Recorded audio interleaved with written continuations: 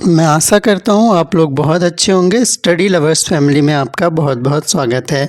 तो राज्य व्यवस्था और अंतर्राष्ट्रीय संबंध के टॉप क्वेश्चन हम डिस्कस करने वाले हैं। पूरा करंट अफेयर्स का ये सेशन रहने वाला है और इसमें हमने कवर किए हैं पिछले एक साल के पॉलिटी और आईआर के महत्वपूर्ण करंट अफेयर्स, जो कि आपके आने वाले टीचिंग एग्ज़ाम्स या फिर अगर आप यूजीसी नेट के एग्ज़ाम की तैयारी कर रहे हैं तो आपके लिए इम्पोर्टेंट होने वाले हैं। तो ज़्यादा टाइम न लेते हुए पहला क्वेश्चन आपकी स्क्रीन पर है, आप अटेम्प्ट करके चल सकते हैं। मिशेल बॉचलेट से रिलेटेड ये क्वेश्चन है। इनको 2024 का इंदिरा गांधी शांति पुरस्कार दिया गया था। तो इंदिरा गांधी शांति पुरस्कार 2024 का किसे दिया गया है? तो मिशेल बॉचलेट को दिया गया है। पहली बात तो आपको ये ध्यान रखनी है। और क्वेश्चन हमें ये पूछा गया है कि जिन्हें ये पुरस्कार प्राप्त किया गया है ये किस देश से संबंधित हैं। तो ऑप्शन आपके पास है चिली, कोलंबिया, अर्जेंटीना या फिर पेरू। तो सही आंसर इसका है ये चिली से आते हैं मिशेल बॉचलेट और इनको 2024 का इंदिरा गांधी शांति पुरस्कार दिया गया है। हम क्वेश्चन क्योंकि काफ़ी होंगे तो डायरेक्ट आंसर डिस्कस करेंगे और करंट अफेयर्स आपको इस तरह से तैयार करना है कि जो भी बड़ी घटनाएं पॉलिटी और आईआर में हुई हैं उनसे रिलेटेड आपको पता होना चाहिए। अगला क्वेश्चन भारत के नियंत्रक और महालेखा परीक्षक से रिलेटेड है। ये कहा गया है कि विभिन्न विभागों में उन्नत कौशल विकसित करने और मानकीकृत उच्च गुणवत्ता वाली वित्तीय ऑडिट कार्य प्रणालियों को बढ़ावा देने के लिए किस स्थान पर उत्कृष्टता केंद्र स्थापित करेगा। तो स्थान आपके सामने है, पुणे, हैदराबाद, चेन्नई या फिर बेंगलुरु। सही आंसर इसका हो जाएगा ये हैदराबाद में स्थापित होगा एक उत्कृष्टता केंद्र, जो कि संबंधित होगा उन्नत कौशल विकसित करने और मानकीय उच्च गुणवत्ता वाले वित्तीय ऑडिट कार्य प्रणालियों को बढ़ावा देने के लिए जो भारत के नियंत्रक और महालेखा परीक्षक है ये हैदराबाद में स्थापित करेंगे। अगला क्वेश्चन है नीतीश कुमार बहुत चर्चा में रहे थे। बिहार के मुख्यमंत्री के रूप में जब शपथ इन्होंने ली थी तो राज्य के राजनीतिक परिदृश्य में एक नया रिकॉर्ड है और कितनी बार वो बिहार के मुख्यमंत्री के रूप में शपथ ले चुके हैं। अभी आपके लिए एक क्वेश्चन तो ये है कि क्या करंट सीएम आपके नीतीश कुमार ही हैं या फिर कोई और हैं। बिहार के करंट सीएम का नाम आप कमेंट बॉक्स में बताइएगा, क्योंकि ये भी आपका इम्पोर्टेंट क्वेश्चन यहाँ से बन सकता है।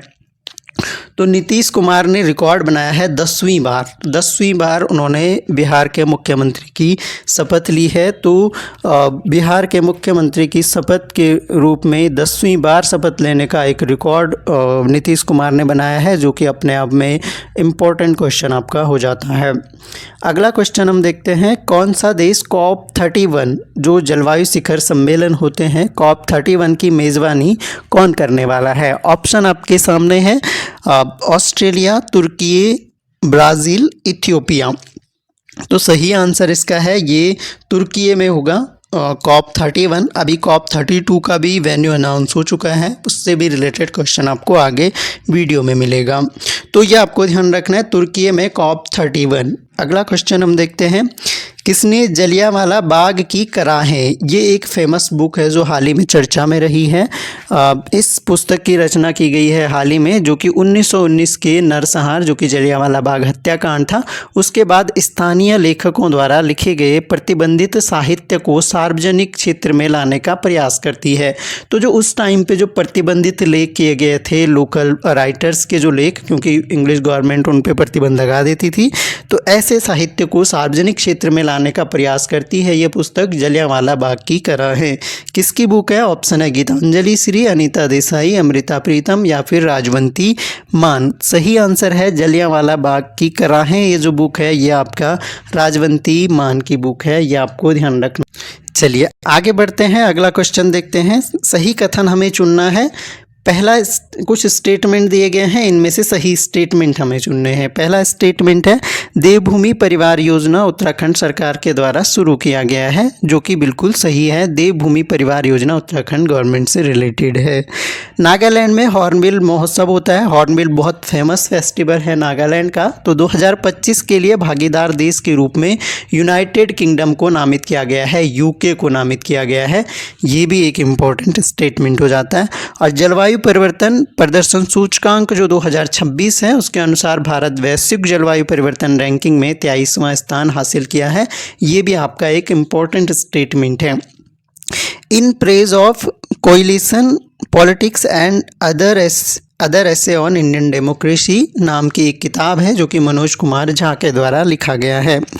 अब अगर इन स्टेटमेंट्स की बात की जाए तो कूट की सहायता से हमें आंसर देना है। तो ये सारे के सारे जो स्टेटमेंट हैं ये सही हैं। एक बार फिर से रिकॉल कर लीजिएगा। देवभूमि परिवार योजना उत्तराखंड से रिलेटेड, हॉर्नबिल फेस्टिवल में यूके को नामित किया गया है, और जलवायु परिवर्तन प्रदर्शन सूचकांक 2026 में भारत ने जलवायु परिवर्तन रैंकिंग में 23rd प्लेस हासिल किया है। और इन praise of collision politics and other essay on Indian democracy, ये बुक मनोज कुमार झा की लिखी गई है। तो इंडियन डेमोक्रेसी पर यह बुक लिखी गई है, इसलिए इम्पोर्टेंट हो जाती है। तो ये सारे के सारे स्टेटमेंट आपके सही हैं। अगला क्वेश्चन, कौन सा देश 2027 में संयुक्त राष्ट्र के COP32 जलवायु शिखर सम्मेलन की मेज़बानी करेगा? हमने अभी क्वेश्चन देखा था COP31 जो कि तुर्की से रिलेटेड है, तो ये आपको ध्यान रखना है। और COP32 जो है ये शिखर सम्मेलन कहाँ होगा? आपके पास ऑप्शन है इथियोपिया, नाइजीरिया, केन्या या फिर दक्षिण अफ्रीका। तो इस क्वेश्चन का जो हमारा करेक्ट आंसर हो जाएगा, इथियोपिया में आपका COP32 आयोजित हुआ था। तो COP31 हो गया तुर्की और COP32 हो गया आपका इथियोपिया। दोनों ही इम्पोर्टेंट है, इसलिए दोनों को आपको ध्यान रखना होगा। नेक्स्ट क्वेश्चन देखते हैं, किस देश ने अमेरिकी राष्ट्रपति डोनाल्ड ट्रंप के नेतृत्व में गाजा शांति शिखर सम्मेलन की मेज़बानी किया है? तो गाजा शांति शिखर सम्मेलन की मेज़बानी करने वाला देश कौन सा है? ऑप्शन आपके सामने है ईरान, सऊदी अरब, ग्रीस और मिस्र। करेक्ट आंसर आपका हो जाएगा इजिप्ट, यानी मिस्र ने इसकी मेज़बानी की थी। तो अगर क्वेश्चन पूछा जाए आपको कि गाजा शांति शिखर सम्मेलन की मेज़बानी किसने की, तो इसको मिस्र ने होस्ट किया था। अगला क्वेश्चन हम देखते हैं, भारत को संयुक्त राष्ट्र मानवाधिकार परिषद के लिए के कार्यकाल के लिए चुना गया है। तो संयुक्त राष्ट्र मानवाधिकार परिषद के मतलब किस ईयर के कार्यकाल के लिए भारत को चुना गया है? तो ये अगले 2 साल 2026 से लेकर 28 तक भारत को संयुक्त राष्ट्र मानवाधिकार परिषद के लिए चुना गया है। ये आपको ज़रूर ध्यान रखना है। नेक्स्ट क्वेश्चन देखते हैं, 68वां राष्ट्रमंडल संसदीय सम्मेलन। तो 68वां राष्ट्रमंडल संसदीय सम्मेलन किस देश में आयोजित किया गया? आपके पास ऑप्शन है बारबाडोस, दक्षिण अफ्रीका, सूडान या फिर भारत। सही आंसर इसका है ये बारबाडोस में आयोजित किया गया था। तो 68वां राष्ट्रमंडल संसदीय सम्मेलन किस स्थान पर हुआ? तो ये बारबाडोस में हुआ है। अगला क्वेश्चन देखते हैं, कौन जापान की पहली महिला प्रधानमंत्री बनी है? देखिए अगेन वेरी इंपॉर्टेंट क्वेश्चन है, क्योंकि जापान की पहली महिला प्रधानमंत्री कौन बनी है?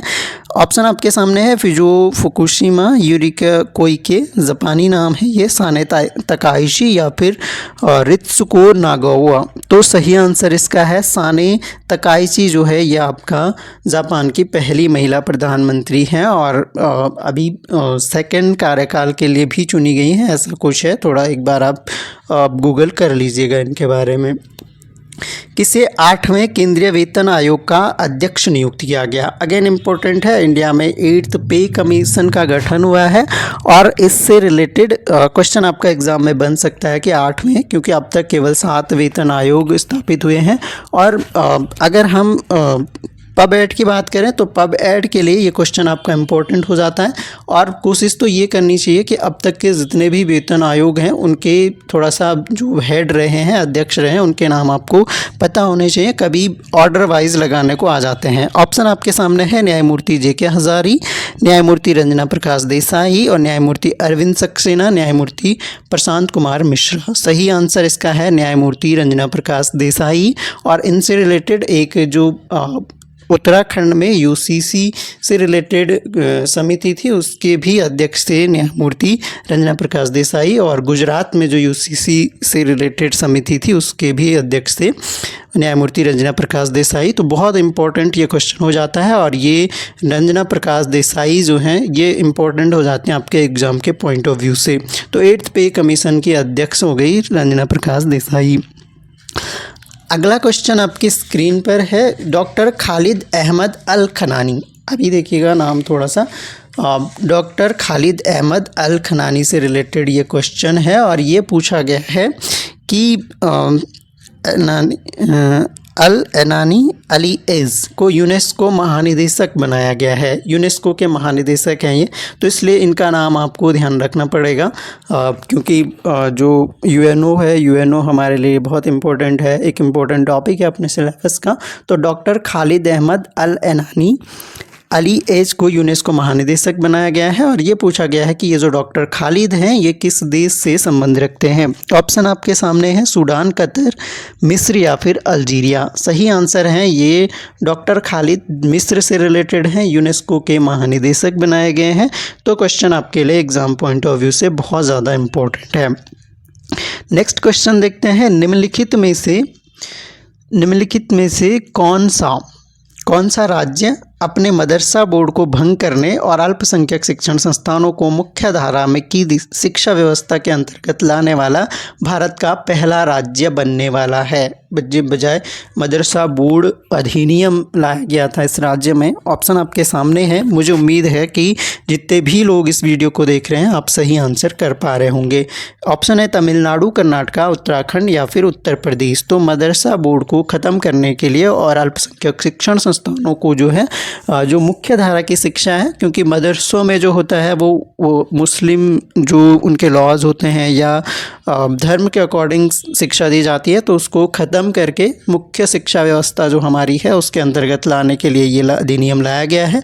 तो उत्तराखंड राज्य पहला राज्य बना है जिसने अपने राज्य में मदरसा बोर्ड और अल्पसंख्यक शिक्षण संस्थानों को मुख्य शिक्षा के अंतर्गत लाने वाला भारत का पहला राज्य उत्तराखंड। अपना स्टेट है इसलिए और ज़्यादा इम्पोर्टेंट हो जाता है। किस देश ने 2025-26 के लिए संघाई सहयोग संगठन के क्षेत्रीय आतंकवाद रोधी संरचना की अध्यक्षता संभाली है? 2025-26 के लिए कौन सा देश है जिसने आतंकवाद रोधी संरचना की अध्यक्षता संभाली है? ऑप्शन आपके सामने है, रूस, चीन, भारत, पाकिस्तान। अमूमन आप एज्यूम कर रहे होंगे कि पाकिस्तान नहीं हो सकता, लेकिन इसका आंसर पाकिस्तान ही है। तो पाकिस्तान को आतंकवाद रोधी संरचना की अध्यक्षता दी गई है 2025-26 के लिए SCO की, संघाई सहयोग संगठन। ये भी आपको ध्यान रखना है। और भारत पाकिस्तान दोनों 2017 में इस संगठन में शामिल हुए थे। अगला क्वेश्चन देखते हैं, अमेरिकी राष्ट्रपति डोनाल्ड ट्रंप से, और क्योंकि US के प्रेसिडेंट हैं, बहुत चर्चाओं में रहते हैं, तो इनसे आप एक आध क्वेश्चन जो है आपके करंट के अज्यूम कर सकते हैं। तो जो भी बड़ी घटनाएं आपको लगी वो आपको ज़रूर ध्यान रखना है। तो US प्रेसिडेंट डोनाल्ड ट्रंप ने बगराम एयरबेस पर फिर से कब्जा करने के लिए बोली लगाई है। यह एयरबेस निम्न में से किस देश से संबंधित है? बगराम एयरबेस कौन से देश से संबंधित है? ऑप्शन आपके सामने है, आप देख लीजिएगा और ऑप्शन के अकॉर्डिंग कोशिश करते रहिए अटेम्प्ट करने की कि आपने कितने पढ़े हैं, और वहाँ पर आप जो है अज्यूम कर सकते हैं और आंसर। तो बगराम एयरबेस जो है ये अफगानिस्तान से रिलेटेड है। इसकी बोली लगाई है डोनाल्ड ट्रंप ने फिर से इस पे कब्जा करने के लिए। पहले भी ये US के कब्जे में रह चुका है। बगराम एयरबेस कहाँ पर है? अफगानिस्तान में है। अगला क्वेश्चन देखते हैं। अगला क्वेश्चन हमारे पास है, राज्य वित्त सचिवों का 35वां सम्मेलन निम्नलिखित में से किस शहर में आयोजित किया गया? ऑप्शन आपके सामने है। और इस क्वेश्चन जो राज्य वित्त सचिवों का 35वां सम्मेलन है यह आपका मुंबई में आयोजित किया गया। तो मुंबई हमारा इसका सही आंसर हो जाएगा, मुंबई में आयोजित हुआ। अगला क्वेश्चन हम देखते हैं, दो सूचियां हमें दी गई हैं और दो सूचियों में हमें देखना है कि मैच करवाना है हमने दोनों सूचियों को बेसिकली। तो यहाँ पर देखिए, IMF के कार्यकारी निदेशक, थाईलैंड के प्रधानमंत्री, फ्रांस के प्रधानमंत्री, ACC के अध्यक्ष। बहुत ज़्यादा इम्पोर्टेंट है चारों पॉइंट आपके लिए। तो अभी अगर हम देखें तो IMF के कार्यकारी निदेशक, IMF हमारे लिए इम्पोर्टेंट है। थाईलैंड के प्रधानमंत्री, क्योंकि वे हाल ही में चर्चित घटनाएं रही हैं तो सभी कवर कर दी गई हैं। IMF के कार्यकारी निदेशक क्योंकि उर्जित पटेल बने हैं, इंडियन है, इसलिए इम्पोर्टेंट हो जाता है। थाईलैंड के PM अनुतिन चारनविराकुलू है और फ्रांस के प्रधानमंत्री सेबेस्टियन लोकोर्नु है और ACC के अध्यक्ष मोहसिन नकवी जो कि पाकिस्तान से आते हैं। तो ये सारे मैचडी हैं और ये इसलिए ताकि आपको जानकारी रहे इनकी, क्वेश्चन अगर एग्ज़ाम में बने तो आप कर पाओ, इसलिए क्वेश्चन ऐड किया गया है। आंसर आपका ऑप्शन नंबर A ही हो जाएगा। अगला क्वेश्चन देखते हैं MiG-21। MiG-21 आपने कई बार सुना होगा। MiG-21 क्या था? एक लड़ाकू विमान है ये MiG-21, और बहुत ज़्यादा चर्चा में भी रहा था। तो क्वेश्चन MiG-21 से रिलेटेड है कि जो ये MiG-21 है ये लड़ाकू विमान भारतीय वायुसेना में, एक सेकेंड, ये भारतीय वायुसेना में, जस्ट अ मिनट, ये हो गया हमारा क्वेश्चन। हाँ, MiG-21 लड़ाकू विमान भारतीय वायुसेना में 6 दशकों की सेवा के बाद सितंबर 2025 में ये सेवानिवृत्त होने वाला है। यह लड़ाकू विमान किस देश द्वारा निर्मित किया गया था? तो MiG-21 हमने किससे लिया था? ऑप्शन आपके सामने है। करेक्ट आंसर आपका रसिया है। MiG-21 रसिया के द्वारा बनाया गया था और रसिया से हमने इसको इम्पोर्ट किया था। नेक्स्ट क्वेश्चन है, किसे 5 वर्ष के कार्यकाल के लिए न्यू डेवलपमेंट बैंक NDB, अब NDB आपका इंपॉर्टेंट हो जाता है। ब्रिक्स का ये बैंक है, ब्रिक्स, और ब्रिक्स हमारे सिलेबस में एक महत्वपूर्ण पार्ट प्ले करता है। तो ब्रिक्स का बैंक है NDB। गठन इसका कब हुआ? 2014 में। थोड़ा सा ये बेसिक जानकारी रख लीजिएगा। NDB का गठन 2014 में होता है। और अभी क्वेश्चन ये है कि किसे जो है अगले 5 वर्ष के लिए इसका उपाध्यक्ष नियुक्त किया गया है। क्वेश्चन ध्यान से देखिएगा, उपाध्यक्ष की बात की जा रही है। ऑप्शन आपके सामने है। करेक्ट आंसर आपका है इसका राजीव रंजन। चलिए आगे बढ़ते हैं। अगला क्वेश्चन हम देखते हैं, भारत ने किस देश के साथ व्यापक आर्थिक और व्यापार समझौते पर हस्ताक्षर किए हैं? जो कि एक द्विपक्षीय बायलैटरल समझौता है ये, जिसमें वस्तुओं और सेवाओं का व्यापार, डिजिटल व्यापार, दूरसंचार, वित्तीय और व्यावसायिक सेवाएं, श्रम गतिशीलता और बौद्धिक संपदा जैसे क्षेत्र इसमें शामिल हैं। किसके साथ हमने ये बायलैटरल एक समझौता किया है, एग्रीमेंट किया है? तो इसका सही आंसर है, ऑप्शन आपके सामने है, ये हमने UK के साथ एग्रीमेंट किया है। यूनाइटेड किंगडम हमारा सही आंसर है।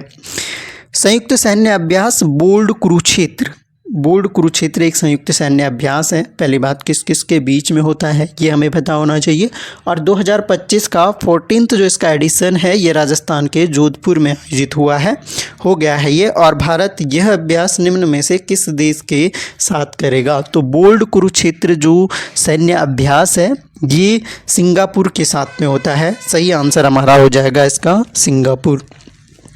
नेक्स्ट क्वेश्चन देखते हैं, किस राज्य या केंद्र शासित प्रदेश ने 1999 के कारगिल युद्ध में शहीद हुए सैनिकों के सम्मान में कारगिल शौर्य वाटिका की स्थापना की घोषणा की है? ऑप्शन आपके सामने देख सकते हैं। कारगिल शौर्य वाटिका, तो अगेन वेरी इंपॉर्टेंट ये करंट अफेयर्स का क्वेश्चन है। कारगिल शौर्य वाटिका अपने जो राज्य के कारगिल युद्ध में जो शहीद हुए सैनिक हैं उनको सम्मान देने के लिए इसकी स्थापना की गई है, कारगिल शौर्य वाटिका। और ये किस राज्य ने किया है? ये राजस्थान ने किया है। ऑप्शन ए हमारा सही आंसर है। अगला क्वेश्चन आपकी स्क्रीन पर है, निम्न में से किसे संसदीय लोकतंत्र में उनके योगदान के लिए प्रतिष्ठित सांसद रत्न पुरस्कार, एक सेकेंड, प्रतिष्ठित संसद रत्न पुरस्कार 2025 से किसे सम्मानित नहीं किया गया है? तो किसे सम्मानित नहीं किया गया है? क्वेश्चन ध्यान देना है कि किसे सम्मानित नहीं किया गया है पूछा गया है। तो इसमें जो संसद रत्न पुरस्कार 2025 है ये रवि किशन को मिला, मनोज कुमार झा को मिला, सुप्रिया सुले को मिला। भर्तृहरि महताब को पहले मिला था लेकिन 2025 में नहीं मिला है, ये आपको ध्यान रखना है। तो ये तीनों नाम आपके लिए इम्पोर्टेंट हो जाते हैं।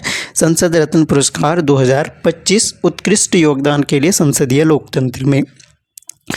अगला क्वेश्चन देखते हैं, जगदीप धनखड़ जो कि भारत के उपराष्ट्रपति थे, इससे पहले भारत के दूसरे सर्वोच्च संवैधानिक पद भारत के उपराष्ट्रपति पद से तत्काल प्रभाव से इन्होंने इस्तीफा दिया था।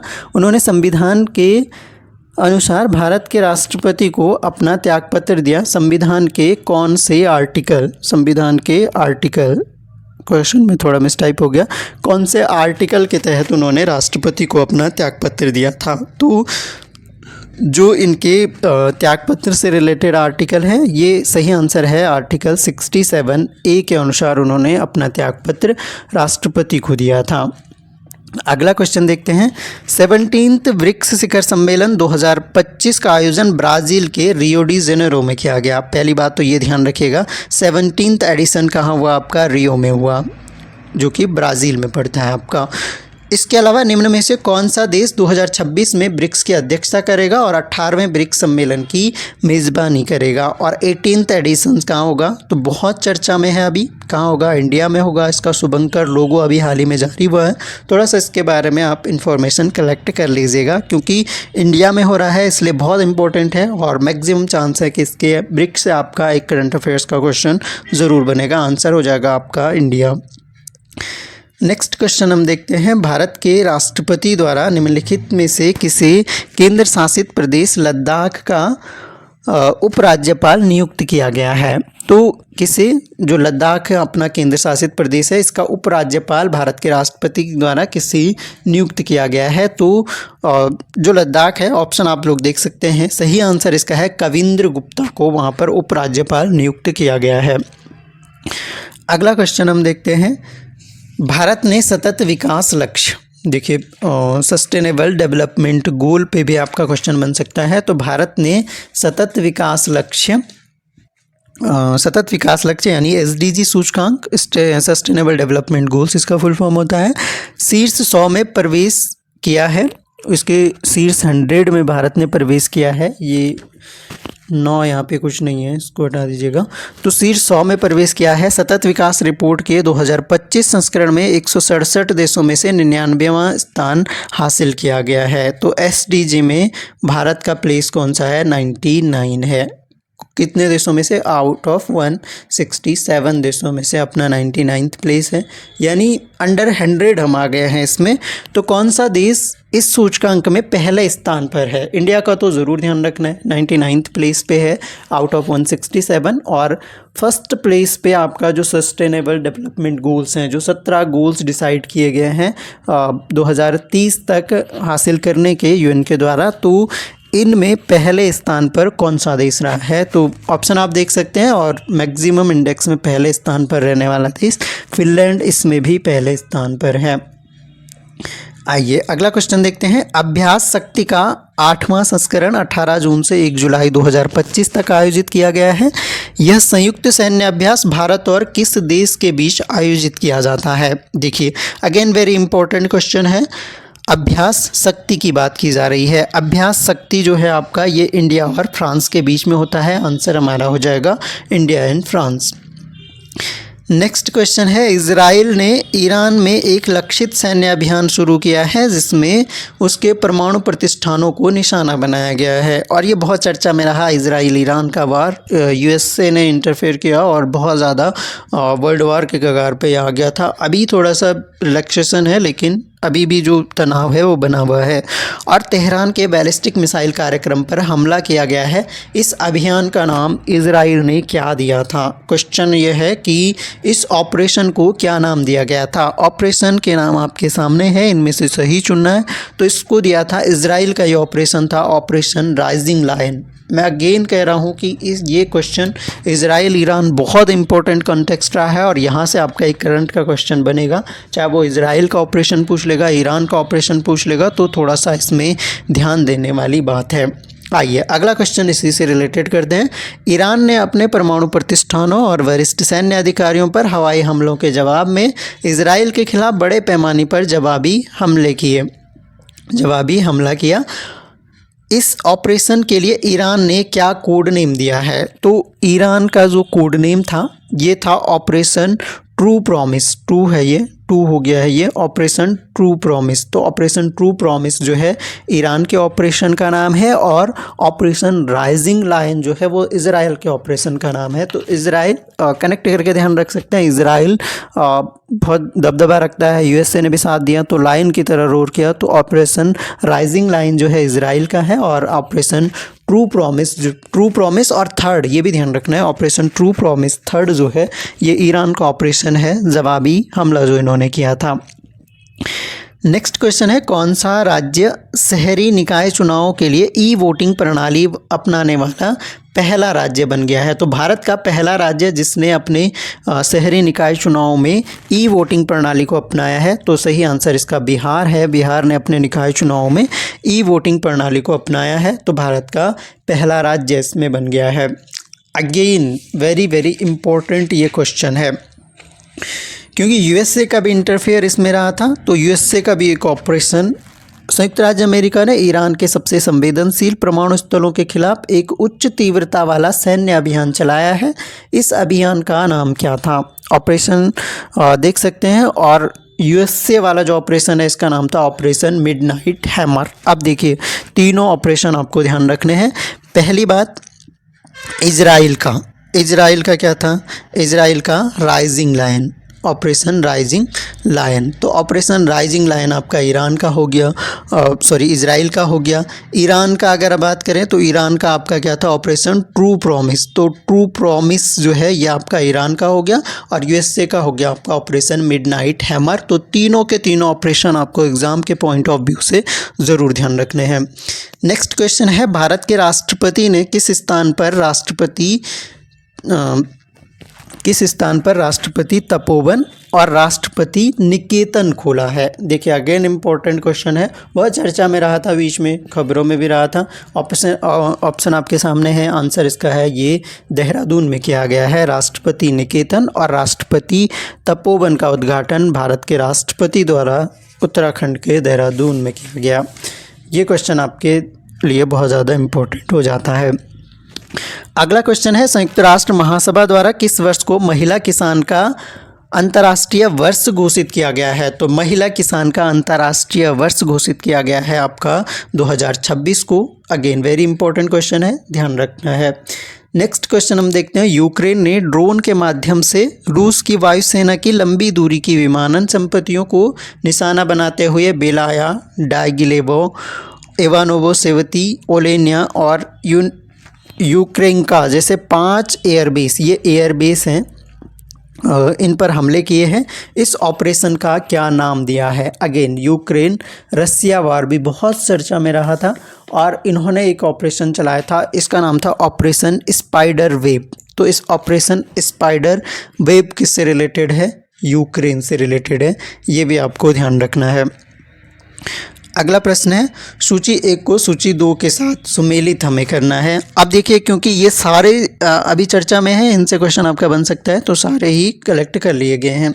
लोक लेखा समिति के अध्यक्ष कौन है? अभी केसी वेणुगोपाल ही हैं। सीबीआई के निदेशक बने हैं परवीन सूद, ये भी ध्यान रखना है। जर्मनी का नया चांसलर बहुत पूछा जाता है, फ्रेडरिक मर्ज को जर्मनी का नया चांसलर बनाया गया है। और त्रिनिदाद और टोबैगो के पीएम बने हैं कमला प्रसाद विशेषर, ये भी आपको ध्यान रखने हैं क्वेश्चन।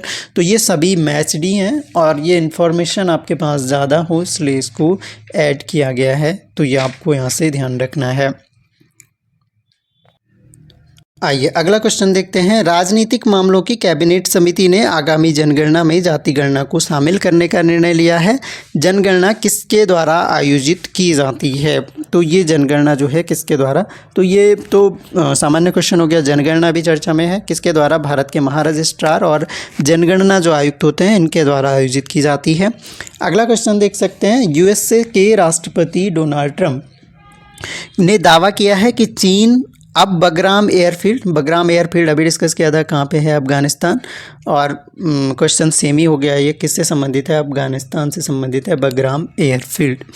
हाल ही में भारत के सर्वोच्च न्यायालय ने फैसला सुनाया है कि राष्ट्रपति को राज्यपालों द्वारा राष्ट्रपति की स्वीकृति के लिए जो राज्यपाल क्या करते हैं, राष्ट्रपति की स्वीकृति के लिए आरक्षित कर देते हैं विधेयकों को, उन पर जल्दी निर्णय देना होगा। ये सुप्रीम कोर्ट का डिसीजन आया है, और 3 महीने का इसमें टाइम दिया गया है कि 3 मंथ के अंदर इस पर डिसीजन देना होगा। जो राष्ट्रपति के लिए राज्यपाल द्वारा राष्ट्रपति की स्वीकृति के लिए आरक्षित किए गए हैं, उन पर 3 महीनों के अंतर्गत निर्णय लेना पड़ेगा।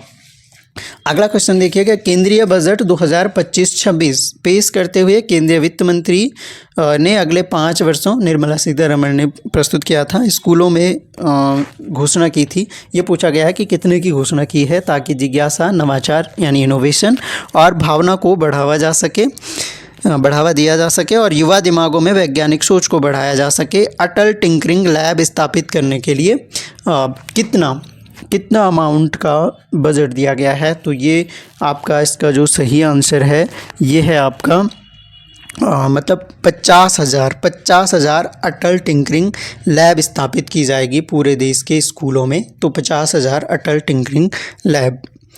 अगला क्वेश्चन है, कौन सा देश अगले 2 वर्षों के लिए बहुक्षेत्रीय तकनीकी और आर्थिक सहयोग के लिए बंगाल की खाड़ी पहल बिमस्टेक का नया अध्यक्ष बन गया है? अब देखिए बिमस्टेक, एक तो इसका एस्टेब्लिश ईयर ध्यान रखिएगा 1997, 6 ऑफ जून 1997। और ये पूछा गया है कि बिमस्टेक का जो बहुक्षेत्रीय तकनीकी और आर्थिक सहयोग है बिमस्टेक, इसका नया अध्यक्ष कौन होगा? तो सही आंसर इसका है बांग्लादेश। अगला क्वेश्चन हम देखते हैं, भारत के सर्वोच्च न्यायालय ने दोनों देशों के बीच न्यायिक सहयोग बढ़ाने के लिए सर्वोच्च न्यायालय के साथ एक समझौता ज्ञापन, किस देश के सर्वोच्च न्यायालय के साथ में एक समझौता ज्ञापन हस्ताक्षर किया गया है न्यायिक सहयोग बढ़ाने के लिए? तो इसका सही आंसर है नेपाल के साथ ही समझौता हुआ है। संयुक्त राष्ट्र ने किस वर्ष को क्वांटम विज्ञान और प्रौद्योगिकी 2026 का वर्ष हमने डिस्कस किया गया था कि महिला कृषकों के लिए ये वर्ष घोषित किया गया है। और क्वांटम विज्ञान और प्रौद्योगिकी ईयर ये 2025 का था अपना। तो ये भी आपको ध्यान रखना है कि 2025 का वर्ष जो है वो क्वांटम विज्ञान और प्रौद्योगिकी का वर्ष था। सियाचिन दिवस जो कि 13 अप्रैल 2025 को मनाया गया, 13 अप्रैल को सियाचिन दिवस मनाया जाता है। एक तो आपको ये बात ध्यान रखनी है। यह किस भारतीय सैन्य अभियान की याद दिलाता है जिसने 1984 में सियाचिन ग्लेशियर पर नियंत्रण कर लिया था भारतीय सेना ने? और इस ऑपरेशन का नाम हमें बताना है। तो चर्चा में रहा है, 13 अप्रैल की डेट आपको ध्यान रखनी है, 13 अप्रैल 2025 को मनाया गया। ऑपरेशन मेघदूत जो है इसका नाम था ऑपरेशन का।